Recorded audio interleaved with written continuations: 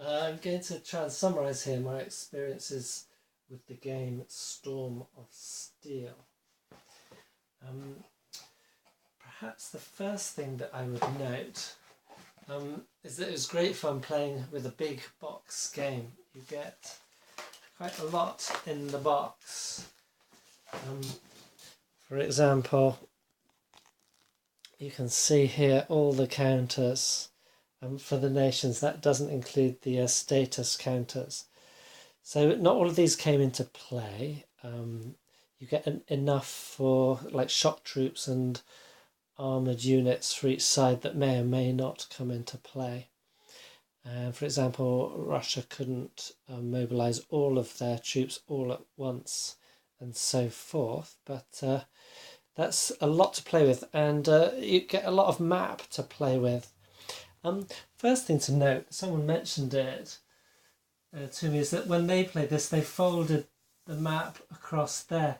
You don't actually, I don't think it's ever going to come into play, because you might want to get to St. Petersburg. You might also want this, which is on the edge, but you can use that as like a half hex. That's a fortified city that has a unit. No, I think units in Helsinki, yeah. But apart from that, you only need a transport up in Arkhangelsk. I can't read it. I can't remember how to pronounce it over there. So the rest of that map you don't use, which means then you could, in the space that I have, then I could have pushed the whole map a bit further back. I wouldn't have had this bit projecting out. Or it would have meant, or you know, I just wouldn't want to lean too far. I can just lean from, so I'm catching the edge of the map here to there, and I'm about 6 foot, so it is a long reach if you don't have a table that you can walk around to the other side. Then the other thing to note is that even if you think, oh, that's a really strange layout, that's crazy, you think what they could have done is they could have, these gaps, they could have filled them with tables and charts. There's enough of them that all of those spaces could have been filled with necessary tables and charts. That and then you would have been quite happy to have those gaps, you know. So that leads me to another point, which is I got this folder full of helps for the game. So apart from the fact that I photocopied the charts, so the tables and charts that come with the game are, you get some large ones like this. For example, you've got the terrain effects and mobilisation. I photocopied those so that each one could fit on one page of here. So you get some large ones, then you get some smaller ones, psychological warfare, morale chart, etc. So you get lots of those. 1, 2, 3, 4, 5, 6, 7, 8, 9, 10, 11, 12, 13 pages of charts and tables. And you get so many because quite a lot of them are for certain cards that you play, and you might play them several times throughout the game that require their own table. This means that you can have a lot baked into the rules without having lots of extra rules in the rule book. So for example, so that's these ones that I'm talking about. So for example, the Allied Minor Powers table, you might roll that several times. Now, yeah, sorry, that's in reverse, isn't it? But that's not important for you. So the point is that those are going to be referenced quite a lot, even though they only come out through card play. Then the rest of the things that are referenced every turn, like the psychological warfare, the morale charts, air, naval and ground forces movement and combat. And also it's very useful to have a table of what you can do with your air units. So I won't go into the whole details, you know, how the game plays, because this video is intended more as a review of my experience of the game, but it was great fun to have all of the options. So felt like it immersed me in the whole war. So first thing, in having all the different nationalities, you know, Serbia was an important nation in this game for me. It was a focus of quite a lot, and Serbia's not a place that I normally think about. Obviously, it's not there as it was then, but it was really nice to have it included in some games. On a smaller scale, it would just maybe be one unit or one hex even. So here I had Albania, Montenegro, Greece came in. Romania was very important only later in the war. They could have come in early in the war, depending on card play and a table result, etc. So having all those minor nations was great. It was also great having the Ottoman Empire. So it covers a big amount of space, but really you're concentrating on the coastal regions, Jerusalem, and it depends on where the Entente want to invade, because they could have invaded over towards Basra through the Persian Gulf. In my game, they actually chose to invade Haifa after bringing forces in Alexandria previously, and also it brings in the oil fields in Baku of the Russian provinces, which were threatened by the Ottoman Empire. They didn't successfully manage to take them, but it did come in, and it's also a card play that would enable bonuses from that. So all the stuff you get in the game makes it a very enjoyable and engaging experience. I had the commerce warfare, I had a naval blockade reducing the Central Powers' morale. I didn't get to play the unrestricted warfare card because the Central Powers need to get their navy out quickly into commerce raiding. It's not the heavy ships, but the sort of medium class ships, because it also depends where you place your navy, because if you're in the other side of the Kiel Canal, you can, in the protected waters where the Entente can't get you, you can only bring one ship through at a time, and so that is prone to attack from Entente patrols. You wouldn't have much cover for one ship at a time, although they could scoot off the board if they into the commerce raiding zone. To wrap up that which could get a big story, it is great engaging in the naval aspect, as well as the land aspect, and then choosing what form my air operations were going to take.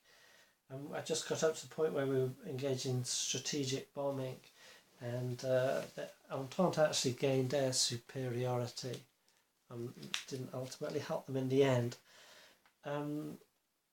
Poison gas and shock units, and then the tank units where you use the infiltration table. Now that's another exciting thing. You can choose a probe, assault, or infiltration. Infiltration, you need those special units, but each of those kind of tells you what it did. With the probe, you're less likely to lose or cause a loss, unless you have extreme odds. But you might push your opponent back, or you might have to fall back. It's a tentative move, so that can help move the front lines. Until you get to fortified zones, industrial cities and so forth, then you have no choice, you have to assault. And assault can be very bloody, so we were getting a lot of losses each turn, which brought the morale down, perhaps because we were bunched up in fortified zones and industrial cities. So that's to touch on the fact that I think it gave me quite a good feel for the war, in the way that there was a stalemate in the West for a long time, and there, through support from the rest of the Entente, the Italians managed to make a break through, but it was only along certain lines. You can't just charge around the map through mountains and so forth. So operationally, I felt like I'm not going to speak to history, because is this a great simulation of the war or something like that? Because I think if you do design a fantastic simulation engine, it is either going to get very heavy in convoluted aspects, convoluted procedures and so forth,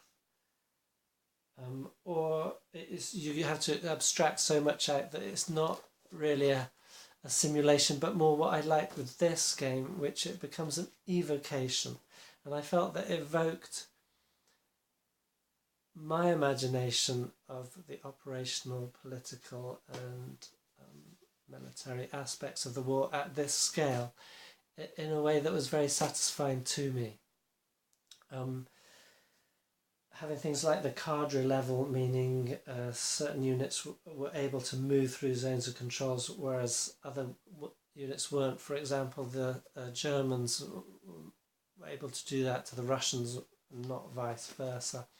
So lots of little rules like that gave different feelings, and also the fact that you're working with divisions, and so for example, each corps has divisions. They start the war with 2 divisions, then you can go up to 4. So a simple rule like that means that it gives a kind of evocation of the war, that the numbers of people coming in and the amount of people that are sort of involved in one and the same stretch of land at the end of the wars compared to how warfare was being taken at the beginning of the war. So again, it evokes well, and it also evokes different nationality differences. So the Austro-Hungarians can only ever muster 3 division corps, whereas most of the other nations can muster up to 4 divisions. And then the different strengths of them. So, for example, the 4 division corps of the Central Powers was worth 20 face value, 40 entrenched, and the 4 division corps of the Russians was, I think, 16. So they, even at full strength, they couldn't match. So little tweaks like that give lots of flavour, evocation of different aspects of nations and so forth.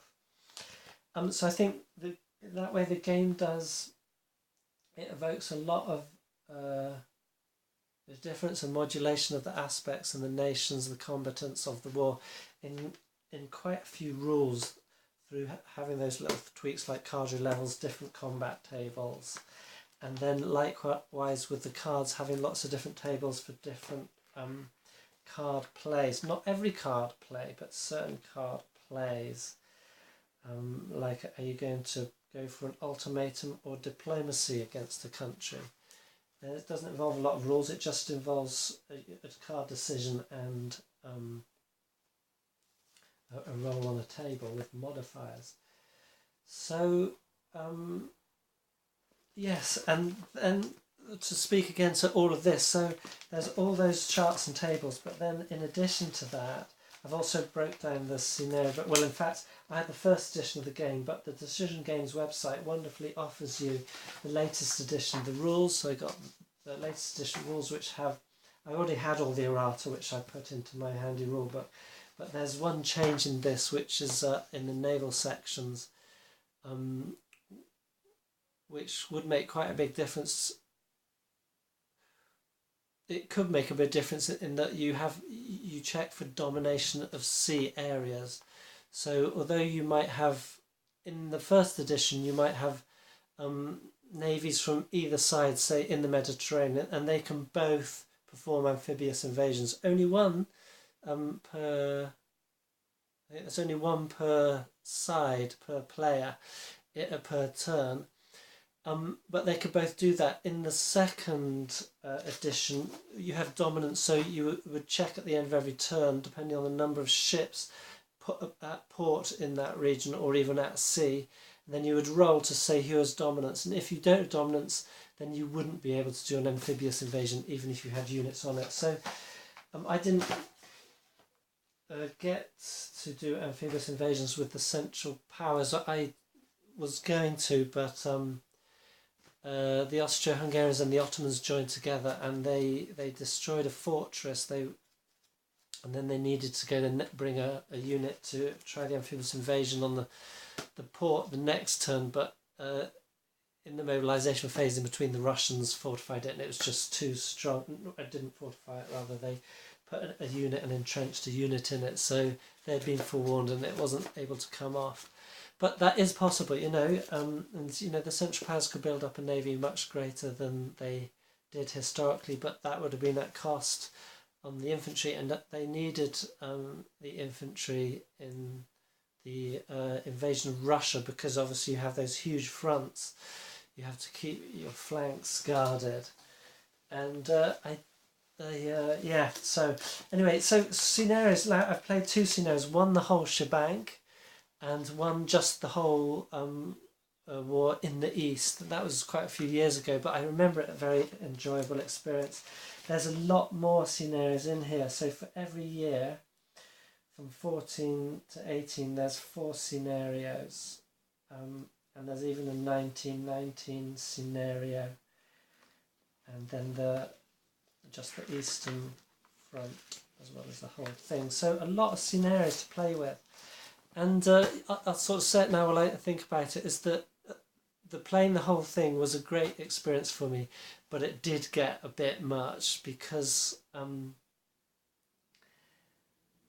it's not just playing 2 sides, but it's playing 2 sides with 3, 4, and then increasing as the minor powers came in, combatants on each side. So I was having to think, and there's so much that going on in this war. So many different places you might want to invade, different fronts you might want to concentrate on. So as a solo player, it was a great experience, but it was a lot. It was exhausting, and as my campaign game ended effectively with each side exhausted, no one actually won. Although the Entente were reduced to morale of 0, the Central Powers obtained none of their 3 possible victory objectives. There's no actual ruling stated in that game, because normally you would compare who had victory objectives. The Entente had none of theirs either, and then you would find out who won. So effectively the Entente, if they'd reached morale 0 but had obtained, say, 10 industrial cities of the Central Powers, the game would have ended and they would actually have won. Which might seem a bit strange, but that's the way it is.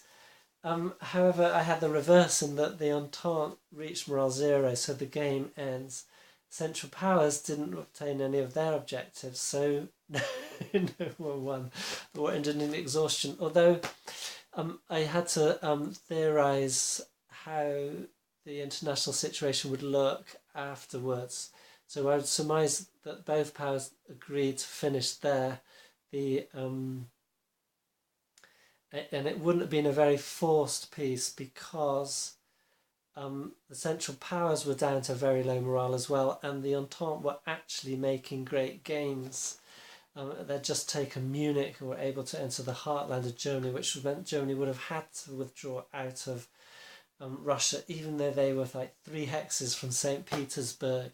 It's that 300 miles, I think, in this game. It was more a game function that the game had to end there, rather than a war situation. So according to the military situation, so I say game function, that's perhaps not fair, because in fact I reasoned it as, okay, the Entente say, look, militarily you guys saying you're doing fine, but politically we've had enough. Perhaps America says, we're not going to go in, you've got to settle peace now. It evoked something like that for me, that the Entente were exhausted. Militarily, the leaders, the military leaders, were like, what? You mean we stop now? We're just getting started. But politically, they had enough. And so I think that Germany would have ended up with the Baltics, and Russia may well have had a revolution, whether it would be nationalist or communist.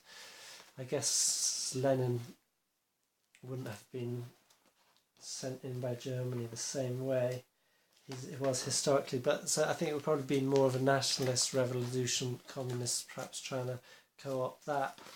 But anyway, that's kind of by the by, but I think it gives you an idea of what's going through my mind as I played the game and as it ended. And it did evoke a lot of that excitement and interest in this kind of situation. So then I've also got in here other things. So Robert Medro, and these are all available on the Decision Games website. I think they're available as a CD in the 2nd edition. But so you've got all these setup charts, And then you've got, which was the real beauty, which was all of these. That was a morale record and strategy card record, so you can keep a record of your game. But it's the mobilization charts. So you calculate your industrial hexes and so forth, your mobilization points, and then you have the spends down here.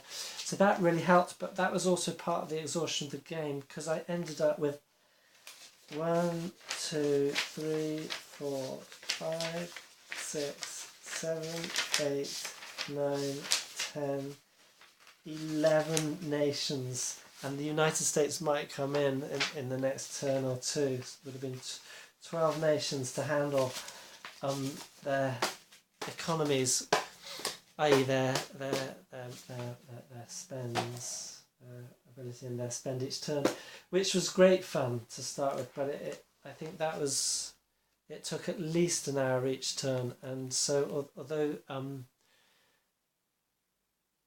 and the actual operational aspects were taking maybe an hour each turn for all those 11 nations, because except in summer or perhaps spring, when you add extra impulses, then it might take an hour, half an hour per impulse, because especially towards the end of the game, when the morals were getting low, so I wasn't playing many campaign cards.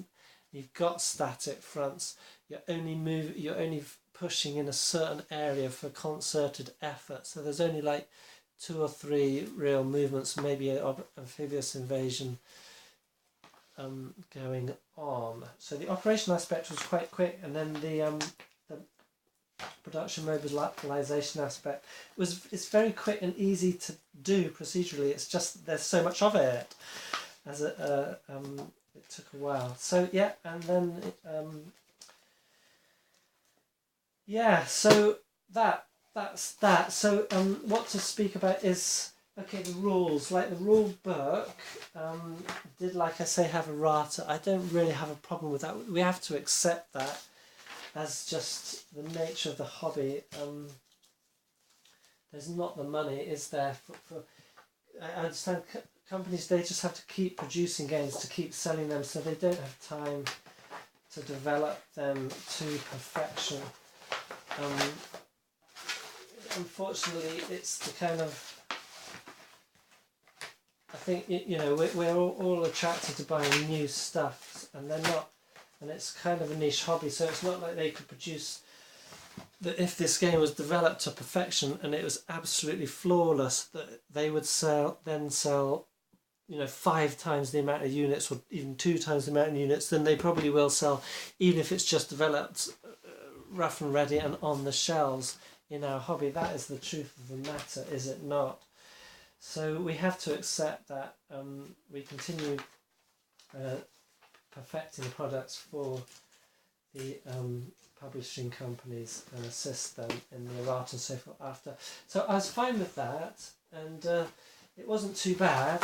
But the main thing about the rule book, I would say, is that, and it's a slim rule book. That was great. You can sort of get through it quite quickly. I just dived into play and was learning it as I was going along, fine enough. But there is a danger in that, is that because it's sparsely written. I don't mean that the sort of sentences are short and they leave lots of words out, but I just mean everything's kind of in there, but it's not referenced a lot. And then some things aren't in there, but they're on the tables, and there's nothing there saying you need to check the tables. For example, I had big questions about uprising markers. So the campaign game starts with 2 uprisings, one in China and one in British Africa, and it's not until you find the uprisings on the 2 different tables and the notes on that occurring, that you then understand what those uprising markers are all about and why they're there. So there's nothing actually in here about that. So I added my own little reminder for next time I come to the game for that. And then similarly, what else? There's 1 or 2 other things like that. The sparsity. So, for example, they talk about off-map zones and off-map areas, and it's all in the rules, but it took me a long time to work out what they meant. For a while, I just thought they meant, okay, zone and area are synonymous, and maybe it's an artifact of a previous version of the game, and they haven't what's the word, evened it out, so they only use the same term. Maybe previously they were using zones, and then they changed it to areas, and they hadn't edited the rules to make everything areas. I thought maybe that was happening because I have seen that happen in other rule sets, but that wasn't actually the case. And the Commerce Raiding Zone is an off-map zone, and then there's the off-map areas, naval areas, and then they subsume both of those under the word zone in certain cases in the rules, and they don't explicitly explain that. You can get it when you read through the rules and carefully look at the tables, the off-map area, say, okay, that's a zone, that's an area, and then this is referring to both of them, and they're using the term zone. So you can get it, but there could have been a little bit more clarity on that and one or two other things. And there's only one or two other things as well. But it's that kind of thing which, create head scratching at the beginning. That's sometimes what makes people throw out their hands in frustration and go, oh, I can't be bothered with the whole thing. So that's just to explain, I could be bothered with the whole thing, and it was well worth the payoff, but that is part of the experience. You have to go through a learning curve. And, as with so many of these games, it's good really to start the game, play a few turns, and you figure everything out, and then start again. But when the game is as big as this, you often don't want to reset, and so, you've already made mistakes. And you just go on with them. Which brings me to another point, is I was making lots of mistakes in the game, especially towards the end. I think because exhaustion was setting in, and I was wanting to sort of bring it to conclusion, so being a bit hasty. And that is purely an aspect of the fact that there is a lot in this game. So, for example, like I said, I got playing and was learning the rules as I was playing very quickly, because I skimmed through all the basics and then read the other sections as and when I need them. But I didn't remember, because of that, I didn't really remember for a long time about the cadre ratings. They're useful in advance after combat, I got that, but also in the infiltration movement, which is not from the infiltration combat table. So I'd forgotten that you can move into zones of control if you have higher cadre rating than everyone around you, which would have meant the Central Powers might actually have encircled and destroyed more Russians at the beginning and got further. So they might have actually reached St. Petersburg or Moscow if they'd gone for that, which was looking like, I was thinking this just can't be done, and we would need another year, and then without America and the rest of the Entente knocking on our back door, which isn't going to happen. That's just to say, as part of my experience, there's so much in the game I was forgetting little bits here and there, and also things like when a nation joins you. So like when Romania joined, I had to remember to add 10 morale points to the Entente, and that is really important, and especially because their morale was heading right down low. They needed all that boost from the Allies as they were joining. And so there were occasions where I was thinking, oh no, did I add 10 morale points for Albania or not? So a lot to keep track of, bear that in mind. But if you take it a bit more slowly and considerately than I tend to, you can keep notes as you go. Sometimes I do. I didn't in this case. But maybe it's also perhaps because the operationally and all the procedures are so quite smooth and quick to do, I was sort of lulled or tempted to go through things quicker than the careful consideration would have recommended. So what else? There's one thing, I shot a little video about the cards. It's entitled Storm is Still Not a Card-Driven Game, and it isn't a card-driven game because these cards, to sum it all up, essentially what you do is you look operationally at what you want to do, and then you look at the campaign cards and decide if one of those is going to help what you want to do. So it's not the other way around. You do not choose your campaign cards and then that determines what your operations are going to be. they kind of work in concert. So I didn't find us saying, right, this year I have these these campaign cards available, therefore I'm going to go for Moscow, or I'm going to try and destroy 10 Russian units instead of pushing on for St. Petersburg. If I was in the position that I could have done that and gained the morale points, I might have taken that card. But not being in that position to do that, I didn't take that card. I stuck to my objectives. So that's great. The cards are great because they add in a lot of flavour. They give you things like, if as the Central Powers you think you have a chance for a Jutland, you played a card that's going to give you a combat bonus and an extra impulse to do that. So you bring another rest of your navy in, and then you go for it instead of just having one impulse and just going for it with what you have there. So it's great. It adds those extra. It gives a sense of that sort of higher command level, saying, okay, this is politically, this is what is wanted, these are the resources we've got, can we do it? You draw up the plan and decide whether to do it or not. The cards are available, but do you follow them?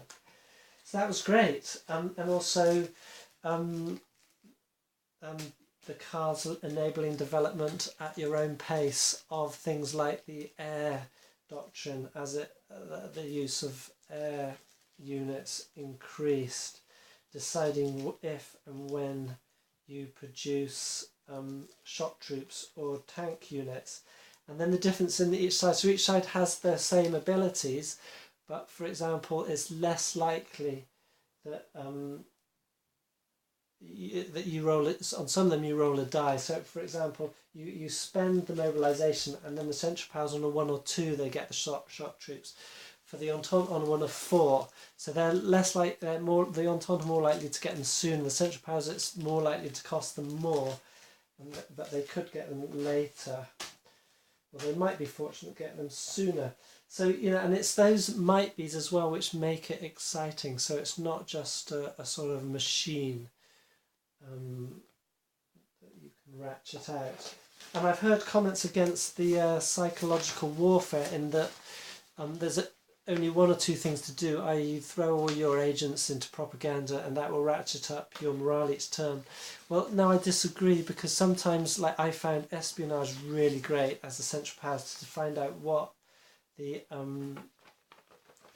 Entente were planning to do, if anything, in their campaigns, so I could watch out for that. So, and then also I used sabotage, and the other one I can't remember, but not so much of that.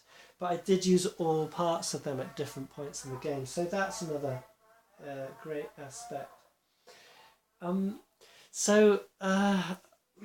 not sure what else to say about the game. I think it's good. I've seen it available on Board Game Geek for I think €50 or £50. Now that's about a third of what you would get for it first hand. So, and that's the price of a small box game. So I would definitely recommend it if you want to look into the First World War. Now people have recommended things like the World at War series, the Weltkrieg series, as a better simulation, and that may be, but I think it requires more space, more time, and more effort. And this, I think, is a great evocation, combined with a fairly detailed treatment as well. I mean, it is detailed in the sense that you get into all the mobilization, the diplomacy, the political aspects, secret agents, as well as all the operational. And I can't say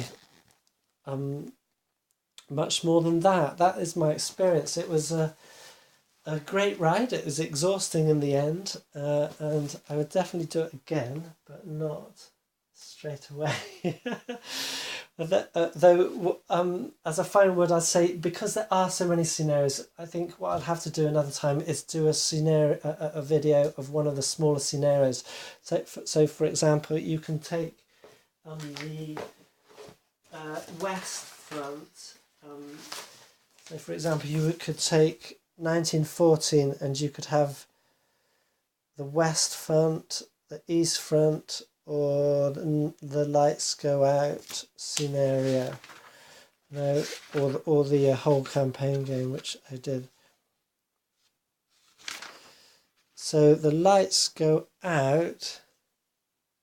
It just covers the opening move. So you use all 3 maps and the world display, but you end it after 2 turns. And if the Central Powers occupy Paris and they're in supply, they win. The Entente win if they gain any German city. So, you can play out just that original attack, or you can play the 1914 West version, which also ends in 1914, but you only play it in the West. So you have the same victory conditions, or you play it in the East. So you finish after 2 turns in 1914, but there's no special victory conditions, so it would just go according to normal ones.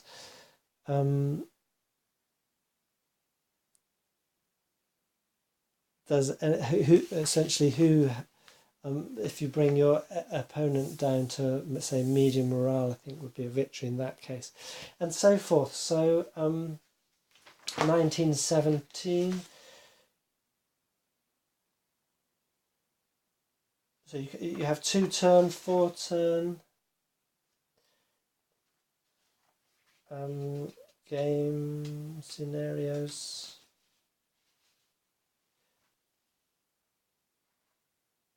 Or 3 turn, like spring, summer and autumn, because winter's often nothing much happens in that turn. You can have 2 impulses, but it's really for organising your units, because there's weather modifiers on combat.